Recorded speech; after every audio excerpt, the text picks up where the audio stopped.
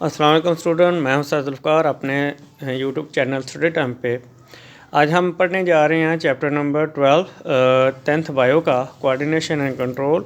और इसके तकरीबन 63 के करीब जो है शॉर्ट क्वेश्चन बनाए गए हैं और जो कि बहुत से इंपॉर्टेंट हैं, बोर्ड में आए हैं बार बार।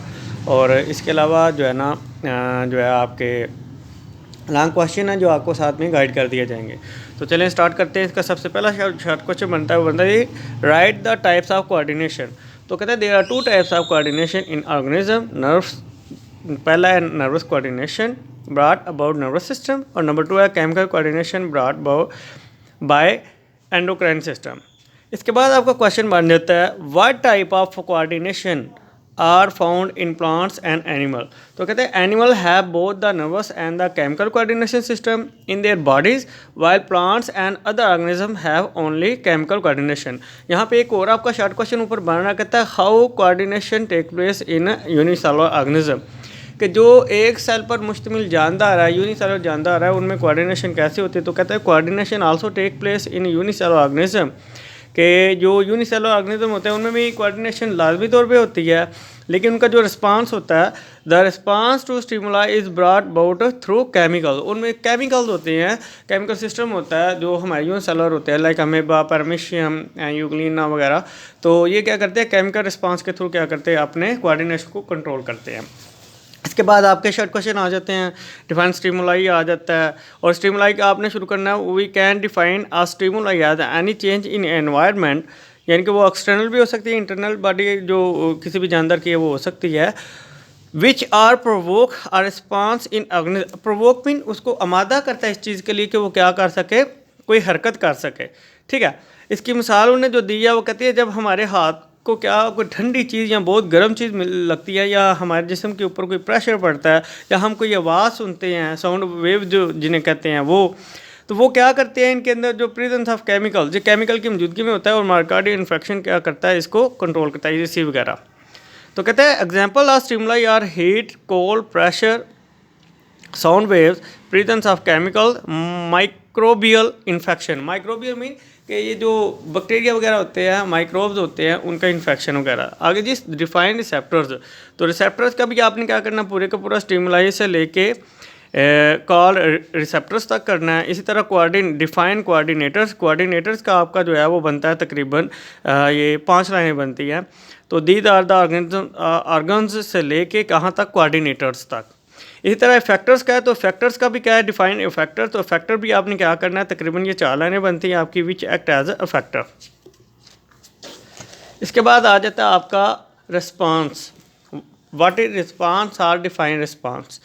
तो रिस्पांस का जो है वो आपकी तकरीबन 3 लाइनें बनती हैं, जो कि ऑन रिसीविंग से लेके कहाँ तक, 3rd लाइन पे लाइट आर रिस्पांसेस। इसके बाद आपका क्वेश्चन बन जाता है व्हाट इज़ न्यूरॉन। तो मेरी बुक थोड़ी सी बच्चे वो फटी हुई है, आपको इंशाल्लाह इसको फाइन आप अपनी बुक से इसको देख लीजिएगा। तो डिफाइन न्यूरॉन। तो न्यूरॉन का जो है ना वो आपका क्या, नर्व सेल और neuron is the unit of the nervous system. The human nervous system consist of billions of neurons plus supporting sales. इसके जो सपोर्टिंग सेल्स होते हैं उनके साथ ये मुश्तमिल होते हैं। Neurons are the specialised cell that are able to coordinate conduct nerve impulse from receptor to the coordinators and from coordinator to the effectors, यहाँ तक। ठीक है, in this way they communicate with each other and with the other types of the body cells. यहाँ तक ये पूरा para आपका जो है ना इसका बन जाता है जी। इसके बाद आपका क्वेश्चन बन जाता है draw the structure of neuron. तो ये स्ट्रक्चर ऑफ न्यूरॉन जो है ना आपने अच्छी तरह से इसको ड्रा करना है बच्चे, ये बड़ा अहम है और शॉर्ट क्वेश्चन के तौर पे भी आ जाता है। इसके बाद आ जाता है व्हाट आर श्वान सेल। इस तरह से भी क्वेश्चन आ सकता है और ये भी आ सकता है what is myelin sheath. Myelin sheath क्या है, यहाँ श्वान सेल से क्या मुराद है। तो ये आपका जो आंसर है ये जी, Schwann cell are special neuroglial cells located at regular intervals along axon. In some neurons, Schwann cells create a fatty layer called myelin sheath. ठीक है जी, यहाँ तक ओवर axon तक। फिर जी आपका क्वेश्चन बन जाता है साथ में ये सारे क्वेश्चन आपको साथ में ना अभी भेज भी दिए जाएंगे। अच्छा जी, what is nerve impulse. Nerve impulse से क्या मुराद है। What is nerve impulse. अच्छा, नर्व इम्पल्स के बारे में जो है ना आपका यहाँ पे ये साइड के ऊपर बॉक्स बना हुआ है, very important. What is nerve impulse? A nerve impulse is a wave of electrochemical changes that travels along the length of neurons. इसके बाद आपका क्वेश्चन बन जाता है जी व्हाट आर श्वान सेल, जो था वो आपको बता दिया, और यहाँ फिर इसको क्या क्या है माइलन शीथ, वो भी हो गया आपका। How speed of nerve impulse increase, जो नर्व इम्पल्स होती है उसकी स्पीड कैसे बढ़ती है? तो कहते हैं नर्व जो इम्पल्सिस होती हैं कहाँ पे, जो हमारे जिस्म में हो रही होती हैं, impulses jump over the areas of myelin going from node to node. ठीक है, ये यहाँ पे नोड टू नोड क्या है, माइलन शीथ में क्या करते हैं, ये जंप कर रही होती हैं। Such impulses are called saltatory impulses and this increase the speed of nerve impulse. और इस तरह से क्या होता है, ये नर्व इम्पल्स की जो है स्पीड इंक्रीज कर देती है। आपका क्वेश्चन बन जाता है जी डिफरेंशिएट या define sensory neurons and motor neuron. तो दोनों की डेफिनेशन आपने लिख देनी है। इसी तरह क्या है, व्हाट इज न्यूरॉन्स, तो इंटर न्यूरॉन्स का भी आपने पूरी पूरी 2 लाइन लिख देनी है। फिर आपको क्वेश्चन बनता है what is nerve, right its types. तो नर्व की डेफिनेशन प्लस क्या कर देना आपने, ये तीनों इसकी टाइप्स के सिर्फ नाम लिखने हैं इसमें। फिर जी आपका बन जाता है सवाल what do you know about meninges. Meninges के बारे में आप क्या जानते हैं? तो what do you know about meninges, write its function. तो जी कहता है जी inside cranium brain is covered by 3 layers called meninges. Meninges protect brain and also provide nutrients and oxygen to brain tissues through their capillaries. इसके बाद आपका question है right a note on thalamus. Thalamus पर जी क्या करना है जी, आपने note लिखना है। तो थैलमस में आपने इसकी तकरीबन जो है ना वो बन रही हैं 4 लाइनें बन रही हैं, तो वो लिखने की ज़रूरत नहीं है, आपने सिर्फ जो है ना यहाँ तक दे ट्रैवल टू सेरेब्रम। तो ये बनता है आपका thalamus lies just below cerebrum. It serves as a relay centre between various parts of brain and spinal cord. It also serves as an modified sensory impulses except कौन सी from nose, जो nose से आती है ना उसके अलावा, before they travel to cerebrum. Thalamus is also involve in pain perception and consciousness, जो कह लें कि बेहोशी वगैरह हो जाती है उसमें। इसके बाद आ जाता है right a note on hypothalamus या व्हाट इज़ हाइपोथैलेमस। तो इसकी भी तकरीबन 4 लाइनें हैं। और इसी तरह आपका क्वेश्चन आता है right a short note on cerebrum. Cerebrum के ऊपर आपने जो है ना वो तकरीबन कहाँ तक करना है, ऑल्फैक्टरी तक। तो इसमें सेरेब्रम के is the largest part of the brain. It controls skeletal muscles, thinking, intelligence, emotions. It is divided into 2 cerebral hemisphere. Number 1 जी, the anterior parts of the cerebral hemisphere are called olfactory bulbs, which receive impulses from olfactory nerves and create the sensation of smell. यहाँ तक जी ये आपका इसका हो गया। इसके बाद आ जाता है right any two function of, जो हमारी कह लें कि ये सेरेब्रम है ना उसकी जो, तो ये आपका क्वेश्चन बनता है right the function of any 2 lobes of cerebral cortex. तो यहाँ से कोई से 2 आपने क्या कर देना, आप अपनी मर्जी से जो है ना वो लिख सकते हैं। साइड पे एक क्वेश्चन बना हुआ है what is hippocampus. What is hippocampus, right it's जो है इंपॉर्टेंस वो क्या है। कहते हैं hippocampus is a structure that is deep in the cerebrum. It functions for the formation of new memories. People with a damaged hippocampus cannot remember things that occurred after the damage but can remember things that had occurred before damage। यानी कि ये इसके damage होने से पहले पहले जो थी वो उसको सारी बातें याद होती है, कोई भी जो पेशेंट है जिसके साथ ये वाक़या होता है जी। तो आगे आपका क्वेश्चन बन जाता है right a short note on mid brain. 3 लाइनें हैं तकरीबन जो है ना 2.5 लाइनें हैं, ये आपने करना है। फिर आज के बाद बनता है जी write a short note on medulla oblongata. Medulla oblongata का जो है ना ये आपने सारा लिखना है। फिर आपका बनता है right the function of pons of hind brain. Hind brain की जो पोन्स ये वाला, ये पोन्स के तकरीबन 1.5 लाइन पौने 2 लाइनें बनती है, ये आपने लिखना है जी। इसके बाद आप कहा जाता है व्हाट इज स्पाइनल कार्ड। तो स्पाइनल कार्ड क्या है, the spinal cord is in fact a tubular bundle of nerves. It starts from brain stem and extends to lower back like brain spinal cord is also covered by the meninges. यहाँ तक। इसके बाद आपका बन जाता है right the function of pons of hind brain. जो pons है ना हाइंड ब्रेन की,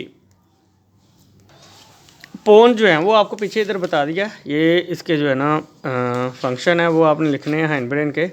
पोन्स यहाँ पे क्या है वो आपने इसके क्या करना है वो फंक्शन जो है बयान करना है। तकरीबन 1.5 लाइन है। अच्छा जी, इसके बाद आ जाता है what is spinal cord. Spinal cord का आपको बता दिया गया। फिर जी write the function of spinal card.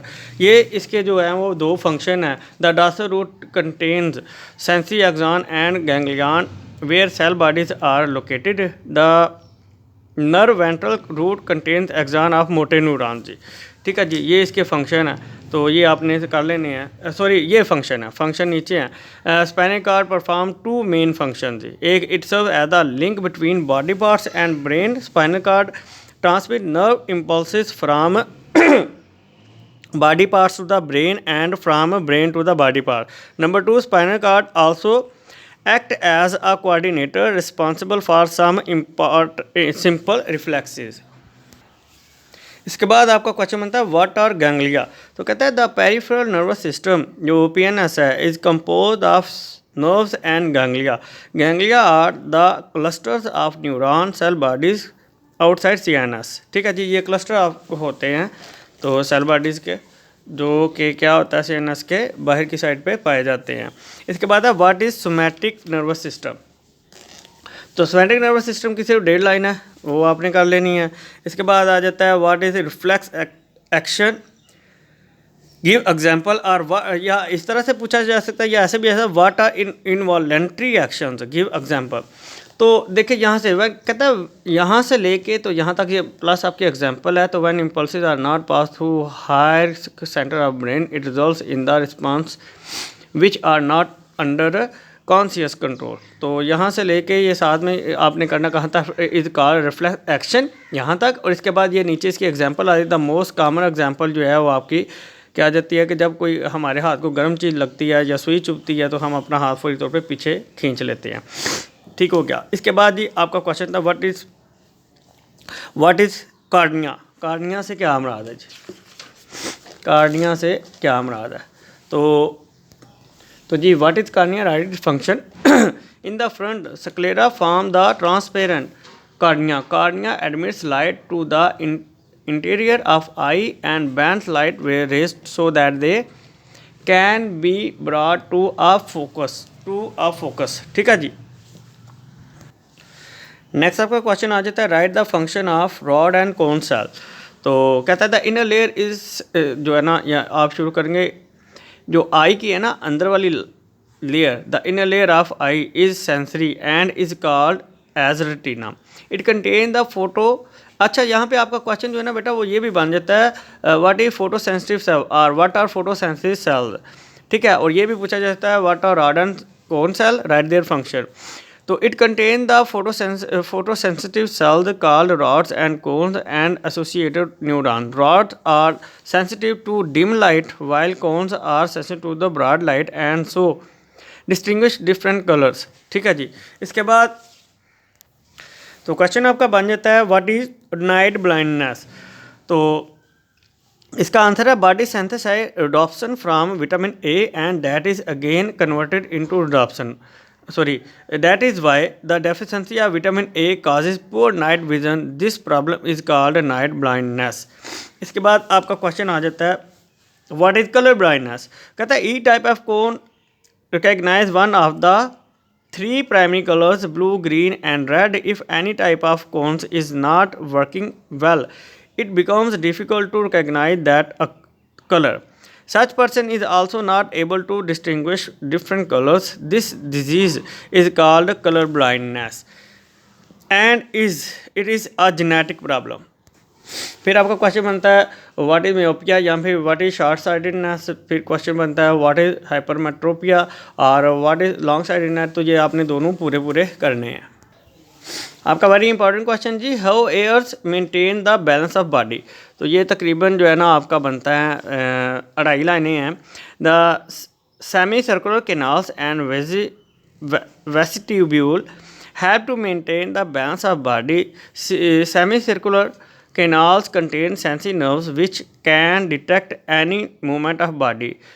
Vestibule can detect any change in the posterior body. The neurons coming from these two receptors reach cerebellum through the auditory nerve. और इस तरह से क्या होता है, ये आगे क्या होती है जी, ये रिस्पॉन्स करती है. And next question is define hormone. तो कहता है hormone is a specific messenger molecule synthesised and secreted by an endocrine gland. These glands are ductless and release their secretions directly into bloodstream. Blood carries to the hormones to target organs or tissues upon which they act. तो इस तरह से क्या होता है, hormone क्या करता है, वो एक्ट करता है. नेक्स्ट आपका क्वेश्चन बन जाता है व्हाट इज जेजेंटिसिज्म और साथ में ड्वार्फिज्म. इन दोनों में डिफ्रेंशिएट करना है आपने. ठीक है, छोटी छोटी लाइन है दो, वो डिफ्रेंशिएट हो रहा है. क्वेश्चन बनता है आपका व्हाट इज एक्रोमेगाली. इस तरह आपका क्वेश्चन बनता है व्हाट इज सोमैटोट्रोफिन हार्मोन. ठीक है, ये भी तकरीबन 2 लाइनें हैं. और इसके बाद आपका क्वेश्चन जो है ना वो आ जाता है हमारा नेक्स्ट. यहाँ पे आपका बनता है differentiate between hypothyroidism and hyperthyroidism. तो इन दोनों की जो है डेफिनेशन आपने करनी है. आपका क्वेश्चन बनता है व्हाट इज़ टेटनी. टेटनी का ये पूरा पैरा है. इसी तरह आपका क्वेश्चन बनता है how body prepare itself in an, जो एमरजेंसी सिचुएशन होती है उसमें बॉडी खुद को कैसे प्रिपेयर करती है. ये आपका पूरे का पूरा ये आ जाता है जी. ये जितना ब्लू लिखा हुआ है ना तकरीबन 4-5 लाइनें हैं, ये आपने सारा करना है. नेक्स्ट क्वेश्चन आपका बनता जी write the function of glucagon and insulin. ठीक है, तो इन दोनों के आपने क्या करने हैं बच्चों, वो लिखने हैं फंक्शन. और फिर आपका क्वेश्चन बनता है व्हाट आर गुनेड्स. गुनेड्स का आपके पूरे का पूरा क्या करना है, वो पैरा बनता है. फिर आपको क्वेश्चन बनता है डिफाइन फीडबैक मैकेनिज्म और राइट इट्स टाइप्स. तो इसकी टाइप्स क्या है, 2 बस नाम लिखने हैं, positive and negative feedback. And पे आ जाएँ. एंड पे आपका बनता है व्हाट इज़ पैरालिसिस. पैरालिसिस जो है आपने बयान करना क्या होता है. असल में ये जो फॉल्ट जो हो जाता है उसके बारे में है. तो कहता है paralysis is the complete loss of function by 1 or more muscle groups. It is most often cause by damage to the central nervous system. और यहाँ तक जी एंड तक क्या करना है आपने करना है. इसकी जो मिसाल उन्हें साथ में दी है पोलियो वायरस की दी हुई है.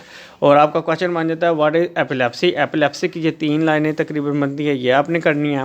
और सबसे नीचे है जी write what is the treatment of epilepsy. और ये तकरीबन ये भी आपकी जो है 3 लाइनें बनती हैं, ये आपने करनी है. तो बच्चों अच्छे से तैयार कीजिएगा. आपको जो है ना साथ में व्हाट्सएप कर दिए जाते हैं शॉर्ट क्वेश्चन जो बनाए हैं, तो अच्छे से तैयारी कर लीजिएगा.